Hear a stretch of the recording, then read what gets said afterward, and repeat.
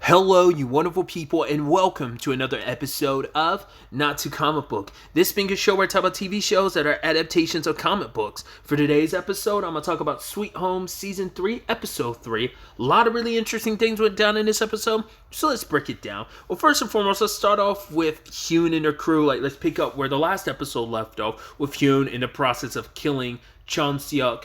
But luckily, Yeonyu came back with some ketamine. She hit him with one, but not one, but two doses, so he was out.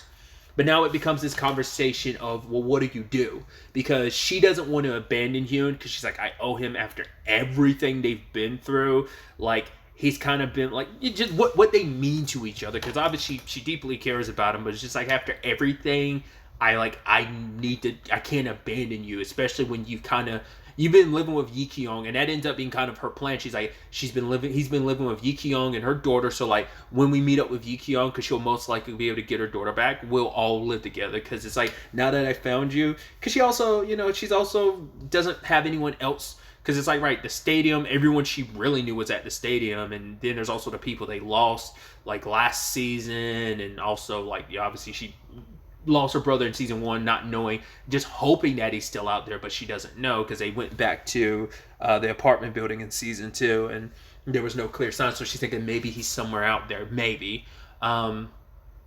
So that was kind of her plan, but she wants to keep Hyun around, because she's like, right, I reached the real him at some point in time, but it's like, yeah, the only person who would be able to save him is himself, but he's been consumed by the monster, so what do you do? And so Cheon Seok is trying to, because he wants to stick around Yeonyu because he cares about her, and he doesn't want her to be so willing to covet death, because like, being around monsters, you're just waiting for things to go sideways and for them to kill you. And she doesn't believe Hyun would ever do that, no matter what his circumstances are. In fact, when he wakes up and tries to attack her, she's like, you're not going to do it. It's not that you don't want to kill me, it's like you can't. Because I don't know if it's like some part of Hyun's subconscious preventing him from doing it, and even he kind of doesn't really have an answer for it, but he's interested in her being like, yeah, it's just, let's go. And he's like, where are we going? She's like, well, you have to wait to find out. And he's like, oh, like he finds her fascinating as a human, so he makes a bet with her. It's like, okay, for the next 3 days, I'm going to do everything I can to keep Hyun locked away, and you're going to try to do everything you can to wake him up, and if you do, I'll let him go. But it never said what would be the flip side of that. Of just, I guess the flip side is just automatically, I'll keep being me, and we'll just keep him locked away forever. Maybe that's like the implied implication there. So, but yeah, the plan is to go to the stadium and meet up with Yi Kyung. At the same time, Honey kind of has that like sit down with Ho Seong's corpse, which is heartbreaking. Her like feeling like beating herself up, saying like, I failed you, I abandoned you. I'm sorry, I couldn't keep up my end of the promise. We promised to kill each other if the other turned into a monster, and I didn't keep up my promise. I abandoned you. She's like, I'm sorry, I was so stubborn. And I guess it's like, I'm sorry, I wanted to like live. Because once again, it's that conversation that Hosang had kind of like going back to, of they both were like, he's like, the reason why we worked so well together is because we both are so empty, but we're both alive, and that's kind of the most important thing. And it's just, for her, it's like, when I called your name, you looked at me. She's like, I know you heard me, and so it's just kind of sad that everything kind of ended this way. But it's like, she is thankful for everything that they've been through, and obviously like he meant something to her. And I think it's like they weren't always able to say it, and they were both so stubborn about it, but I think that moment kind of made her feel like it did, because she's like, you had to kind of take your own course with it, because you wanted to kind of go out on your own terms, and I couldn't keep up our end of the bargain, so I'm sorry. But as she's leaving, she see Ho Seong tell her like, live a good life, and she's like, I will, and it's like, how much of that's really in her head, how much of that is just, wishful thinking. It's like, I'd like to believe, like, it's kind of nice that like in that one moment, that's like the nicest we've ever seen him towards her, because he's a softie, but he was always had that gruff exterior. But like even him smiling at her, you'd like to believe that's what he said. And she leaves behind the plants, And later on, Eunyu was like, why'd you do that? Like, are you trying to punish yourself? Because she has kind of used those to numb herself. And now, I mean, we saw it last episode, but yeah, when she goes long enough without him, she starts going through withdrawal. But like the drugs are meant to numb her, but she doesn't want to numb herself in this moment. She wants to punish herself. She wants to feel everything she's feeling for feeling like she abandoned Hosing and failed him, you know? So that's why she wants herself to go through it. And it's like, oh, which Eonyu's like, yeah, you're kind of not in a good enough state for you to be, especially we're traveling right now. You need to kind of have all your faculties about you. You don't need to like make yourself suffer just because everything that went down. So Eonyu went looking for plans. But before that, Hyun ends up giving himself a haircut and some new threads. And just kind of be like, whoa, you guys ate without me. And I love that he ends up squishing the can. And he's almost like, whoa. Because I guess it's like, this is its first time really doing the human thing. So he didn't know how to control his own strength. So he was like, huh. And I just love that, like, he's like eating the can, like the meat that's sprayed out of the can, just like a fucking animal. But it's like, yeah, because he doesn't know how to like control his strength. To be fair, that's the arm. That's the arm that transforms. I mean, he has the superhuman strength that spreads everywhere throughout the body, but I feel like that arm in particular would be the one you'd have to worry about the most, considering that's the wing arm. But it probably wouldn't matter regardless. So I just thought that was an interesting bit, and it just even Eon, would just kind of sighed and was like, oh god, like you can't even like eat food, because he was like, oh yeah, like I'm ready to eat, like oh my god, I can't believe you're going to eat without me, because there was a part of Eon was kind of worried that Kyon ran off, but like Chung Seok was like, nah, like just we'll wait for him. And when they're alone, Chung Seok asked him about a Mr. Kim, which answers a question I had last episode. Once again, I have to bring it up again. I completely forgotten a lot of season 2.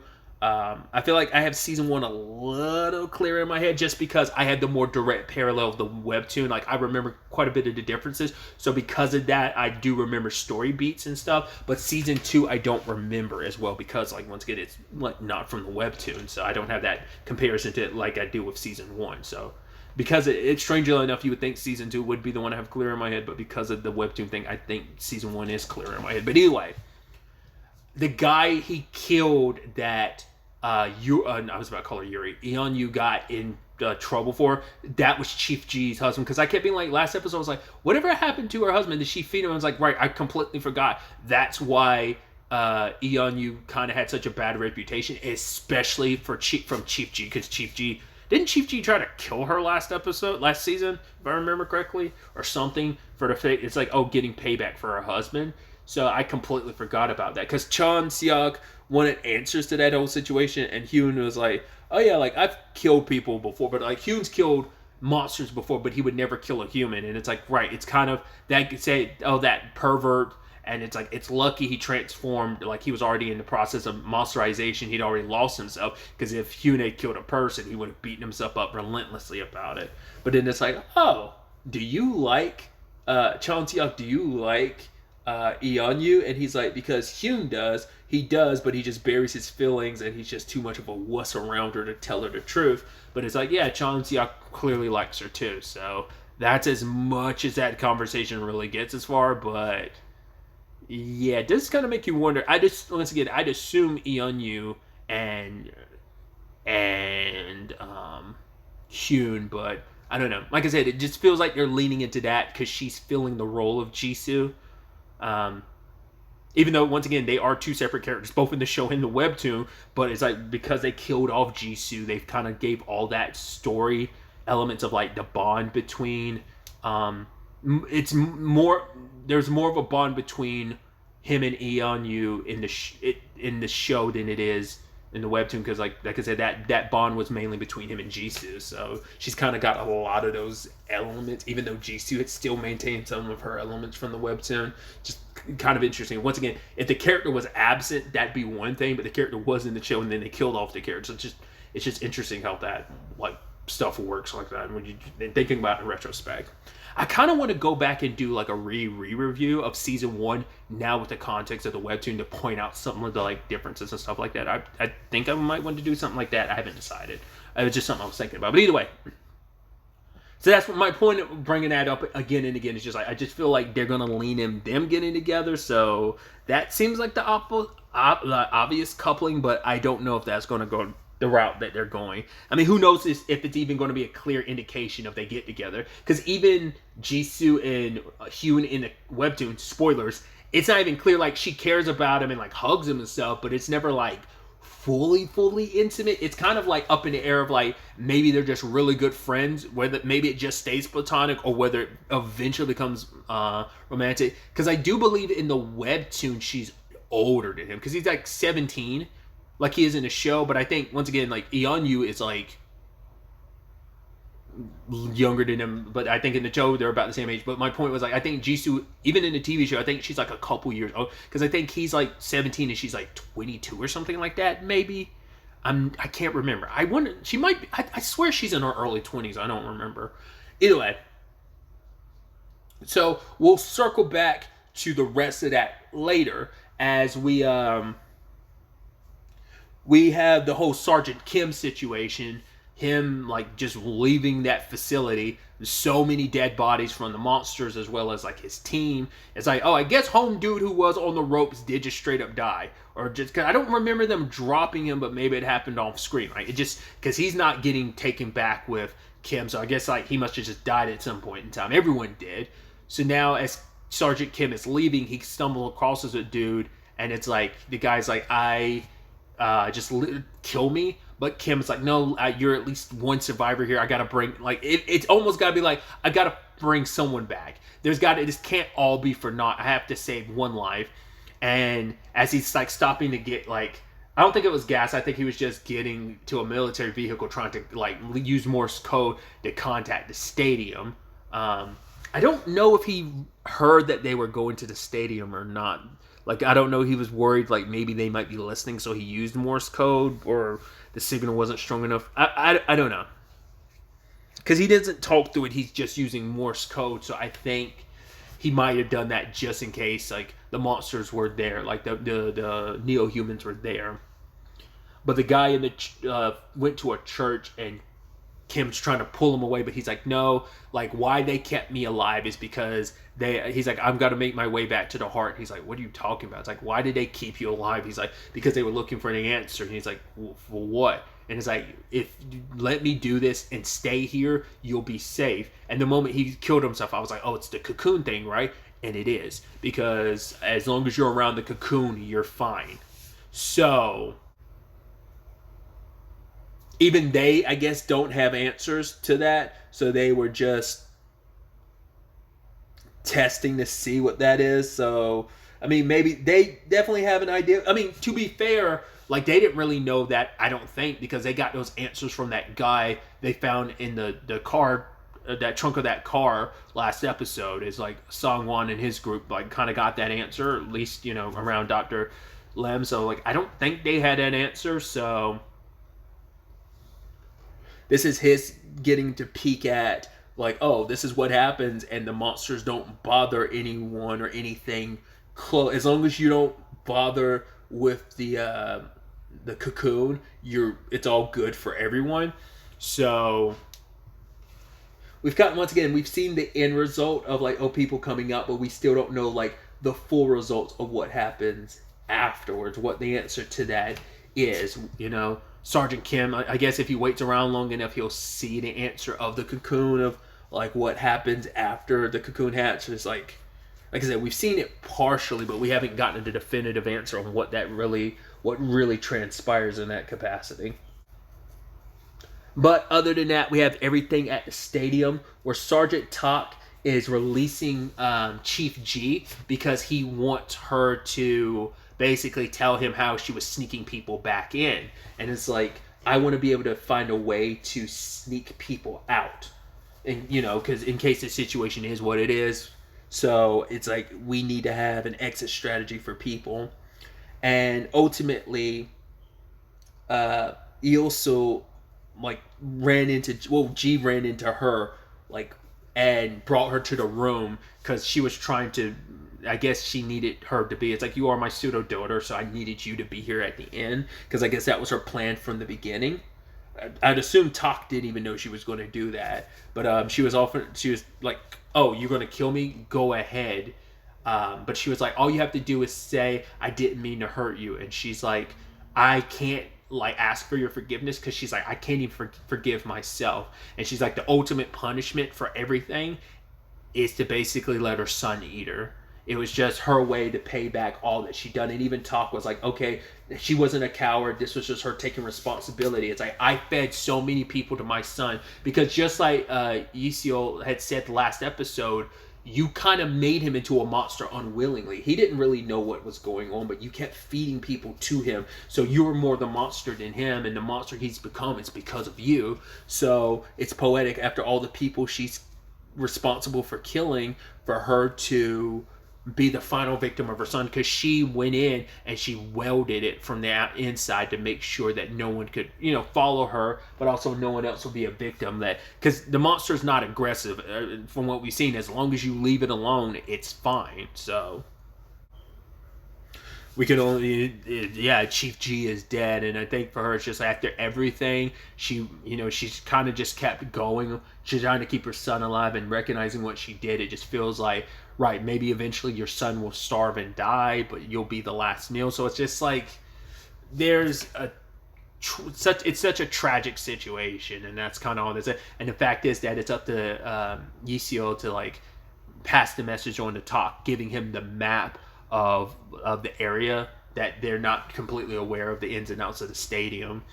And it's just kind of sad that that was like the last exchange between them. Once again, it's that thing of there's no like I love yous or anything. It was kind of subtly there, but it's still kind of like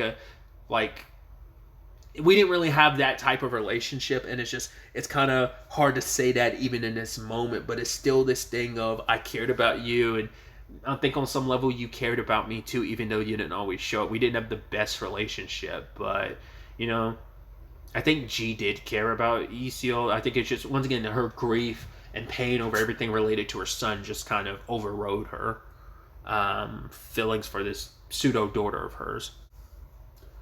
We have Yikyong inside of the stadium, and she makes her way to Dr. Lim, and it's like, oh, he's like, you're still alive, and tells her like, oh yeah, like Songwon is here, but she doesn't believe him because she doesn't know about Songwon's circumstances of he can possess other people's bodies. So she sees him in Sanwook's body, which I was about to say that's going to be interesting because it is going to be a familiar face. But she thought Dr. Lim was full of shit until like Songwon came into the room, and she was hiding in like a different part of the room, and he was like oh, like, do you want to ever see Yikyong? He's like, I've seen her several times. The first time we saw each other, he's like, I didn't remember who she was initially. So when they met in season 1, when he was in that previous body, that body prior to Songwook's, like he didn't recognize her. He didn't remember because I guess he had kind of lost sense of who he was. But eventually, maybe by the time he got to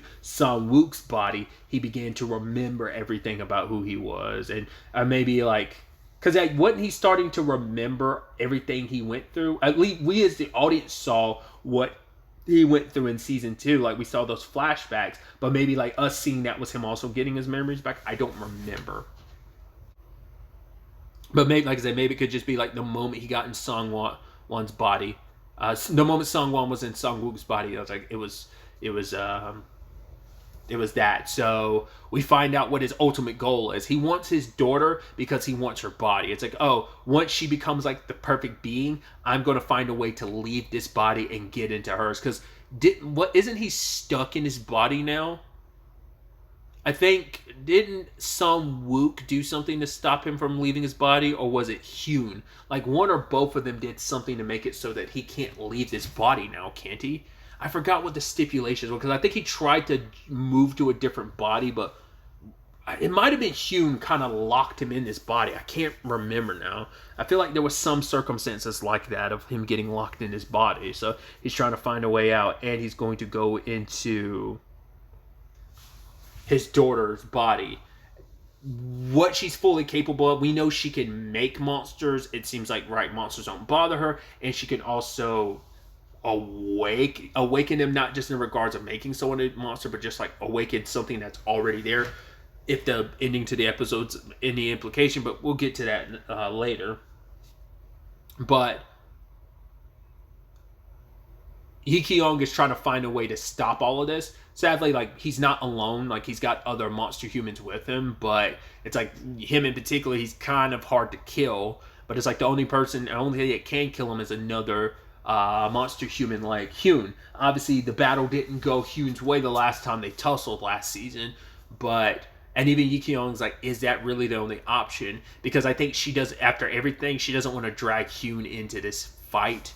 I don't, but she recognizes, like, right, that isn't my husband anymore. Sungwon is dead, so she's not going to worry about that too much. But she is observing his interactions with their daughter, which Yeong-soo talked to her and was like, what's your name? And she's like, I don't have one. I was like, because I thought I looked it up at last season and saw that she had a name, but not less in retrospect. I wasn't talking. Maybe the name I came across wasn't the character's name, but the actress who plays her's name. Maybe that's what it was.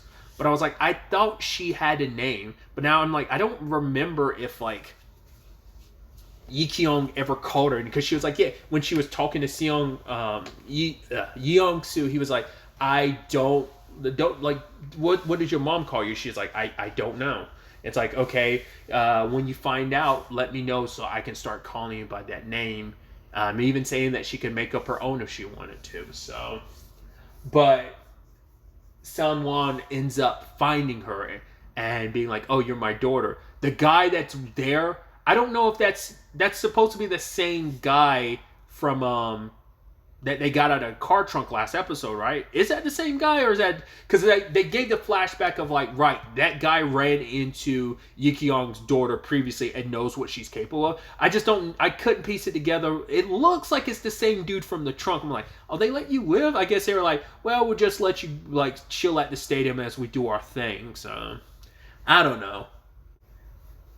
I'd actually forgot they did catch on to the Morse code from Sergeant Kim. Like, that, once again, that's why he was doing it in the first place. But they did catch on to it, because I forgot. That's how they found out about him and that girl who let at least him live. They have no idea that Dr. Lim played his own role in that. But she was supposed to kill them, so she's on guard duty and is meant to kill anyone. And is kind of forced, like, hey, you need to watch them. Plus, like, overalls was sent by the other dude to keep an eye on Sungwon and his daughter. It's like, right, we don't know what could happen, so just kind of keep an eye on them. That might be a problem if Sungwon finds out, like, oh, who are you to follow me? This is my operation. I do what I want. I don't need to be questioned by you. Type of, it could get ugly. So I can't, like, that guy's the most sociopathic of them, and I kind of want him to get it the most. Dude in the overalls. But obviously, like, Sun Won is saying everything right. It's very much like an interesting timing. Like the Homelander and Ryan and Butcher of it all. If you're watching The Boys, kind of has that same vibe of one character saying all the wrong things while another person saying all the right things. Yi Kyung could never really say the right things when it came to her daughter, because all she saw her daughter as a monster, and she's figuring that out. Sadly, it might be a little too late, as this is pushing her closer to her father, who accepts her as she is. And it's kind of nice being accepted, like not having to hide what you are, embrace what you are, not to feel ashamed about being different, because he's different. And the whole element of, well, yes, but that's also because sadly he wants your body. They take, like, for you to be like his new vessel and everything. So it's like, he's not coming at it from a very fatherly, loving position, even though he makes it out to be that way, considering she knows nothing about, a father or, a real parent thing. Because, like, Yi Kyung did the parenting role for a while, like I said, until, like, it became clear what her daughter was capable of. And like I said, it tarnished their relationship over time, because Yi Kyung just couldn't shake it. It's like, no, my daughter has to be normal. She has to stay hidden away what she's capable of doing. She wanted to stifle that, whereas Sungwon wants to foster that for his own benefit. And so the episode ends with her seemingly awakening a monster, kaiju level thing. I guess that was just kind of buried beneath the earth, and we just see different, we see like Eonyu and Hyun reacting to it, and I think there was someone else that was kind of reacting to it. I don't remember. But I think she's just straight, like, I don't think she, like, made that thing from the earth. I think it's just, like, it was already there, and maybe it's just been getting bigger and evolving this entire time as it kind of slept underneath, and then just finally, oh, well, what in the, I mean, someone could correct me, like, the thing from season 1 from the outside, the hulking thing, what's it, it's called the, I forgot, like, the webtoon title for it, because I did my nerd mode for it, I came across, like, the webtoon versions of, they're like, it's not this. Is it the steroid or the? It's like the steroid or strength monster or something like that was its name. The hulking thing from outside. It's like this thing's like way bigger and more massive than that. It's like this seems to be the biggest monster so far. Not unless that thing is like. I mean, the scaling is kind of hard to say. I mean, it looks like kaiju level, Godzilla level size, but maybe it's not that big. Maybe it's just all about perspective, but. Yeah, she was showcasing her powers to her dad, so, and he's absolutely ecstatic about what she's capable of, because like, ooh, what she's able to do, oh, that's soon going to be mine the moment I find out that she's perfect. So we'll see where all of this ends up taking us, how this all plays out going forward into the next episode. But really, that's all I wanted to talk about. Till the next time we meet, be happy, be safe, live life to the fullest, and enjoy it. Good day and goodbye.